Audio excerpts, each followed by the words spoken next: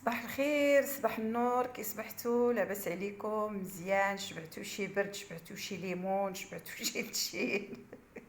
والله لا. كي بقيتوا لاباس عليكم؟ اليوم عندي غنشارك معكم الترقاد نتاع الليمون بالطريقه الصحيحه باش ينجح معاك ويطلع لك زوين كما كنتي كتمناي وتبغي، كما كنشريوه من المحلات ديال الزيتون وداكشي. ويطول معاك المده، يقدر يدي لك عام عامين، يعني قد ما درتي ما تخافيش. وما يديرلكش ديك القشره اللي كتجي الفوق، في السطح نتاع، فوق الليمون الحامض، فوق السيترون. ما تخميش وما تخافيش، والطريقه الصحيحه ان شاء الله غادي نوريها لكم اليوم. تابعوا معايا وشوفوا كيفاش غادي ندير له، ونتمنى من الله يوفقنا ربي العالمين ونوصل لكم الحاجه اللي هي مجربه ومولفين تنديروها دائما. تابعوني.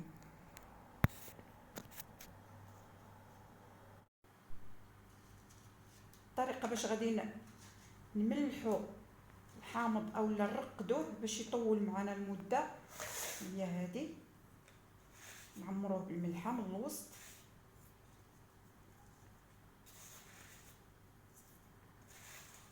انا ديجا درت من قبل هو في السط العامر، ولكن كنت نشارك معاكم. شوفوا هكا باش كيجي زوين ويطول معنا المده. سمحوا لي على التقرقيب. هكا غادي نعمروا السطو ديالنا، وهاد الملحه هي اللي كتعاونو باش يدينا عام، يدينا عامين، يدينا المده اللي بغينا. وحنا كنحتاجو الحامض في الطياب ديالنا دائما. حنا المغربيات كنبغيو الحامض والحار، ماشي غير المغربيات الصراحه. شت الصين كياكلوا ماشي غير الحار، اعوذ بالله كيعلفوه.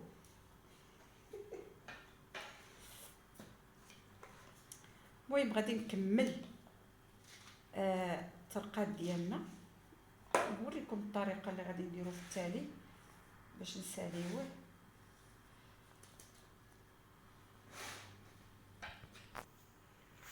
هكذا غادي نكونوا عمرنا السطيل ديالنا، واخا مازال ما عمرش مزيان. غادي نوريكم وطريقه اخرى اللي ما نبغيكمش ديروها في الحامض، وهي منين تشريو الحامض باقي طري ما تحشيوش في الثلاجه وتقولوا تنسالي ونجبدو ونرقدو ولا شي حاجه. راه هذا غلط كبير، لان عن تجربه كنهضر معكم.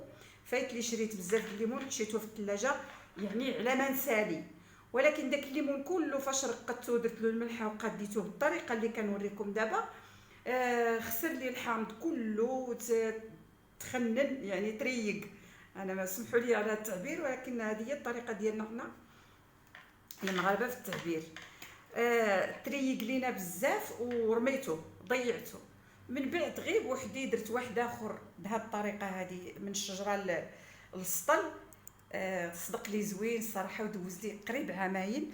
وبركوا على الحامض داك العصير ديالو يخرج عند بعضياته هكا.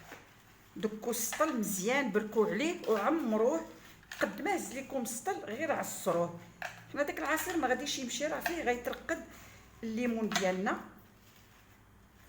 هكايا ها هو السطل هبط لتحت، كان باقي خاوي، باقي فيه خاصو يتزاد. دابا ناخذ العصير ديال نص كيلو ولا كيلو، المهم الا كان عندنا بكثره. ناخذ العصير ديال الليمون، فهاوت الماء، ما نديروش الماء كيفسد العصير ديالنا المرقد. الليمون مرقد تيفسدوا الماء. عندكم جوج حوايج، الماء وسميتو الليمون الا جلس في الثلاجه، هادو جوج. انا كنفضل كيلو ديال الليمون يدوز عصير، كبوه على الليمون ديالنا وخلاص راه غيطلق. ما كنبركو عليه راه غادي يطلق لينا الليمون. نسربي عليكم ما نطولش. ايوا نتمنى من الله تكونوا كرماء كما كنعرف بزاف ديال القنوات عندهم الكرامه بزاف وانا عندي البخلاء. ايوا ما غادي تخسروا حتى شي حاجه، ديروا اللايك وديروا اشتراك وديروا ابوني وعطيوني رايكم، وكنشكركم بزاف. القناه ديالي راها في الاستمراريه راها خدامه وبالمجهود ديالكم. شكرا على المتابعه. هانتوما الطريقه، غنخلي هذا هو الاخر.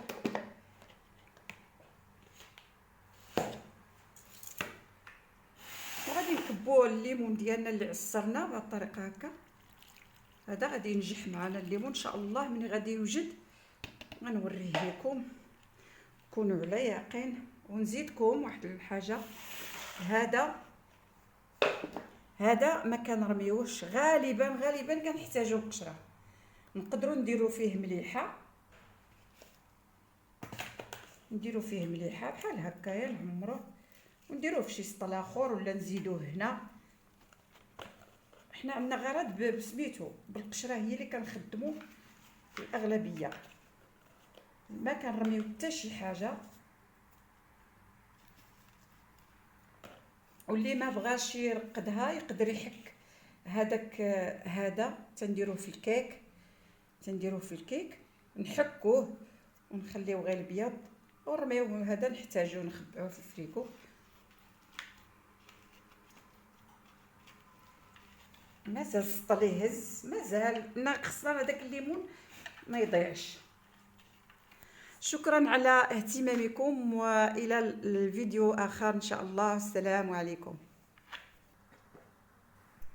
البنات عندي واحد الفكره رائعه باش ما تكون لكمش ديك الطبقه الخضراء اللي بنادم تيعيفها وما كتعجبوش، يعني يشوفها في الليمون. انا عندي واحد الفكره رائعه غادي تعجبكم بزاف، وهي غادي تاخذوا فحمه بحال هكا، غتاخذوا فحمه، واللي ما عندوش الفحم ياخذ طبيصل صغير يدير فيه الدقيق الفرص ولا الفحمه، المهم بجوجهم كيشربوا البروده والرطوبه، ما يخليوهاش لا في الليمون ولا في اي عصير. تتحطوها غير فوق الليمون الفوق، راه ما غيطرالو حتى شي حاجه. غتحطوها غير بحال هكايا، ما غادي تزعزعوها، ما غتملوه. غتسدوا السطل ديالكم بحال هكا صافي، غتسدوه مزيان، راه مسدود يعني الهواء ما كاينش منين دوز. وان شاء الله غادي تبرعوا في الليمون وغادي تشكروني بزاف، والسلام عليكم.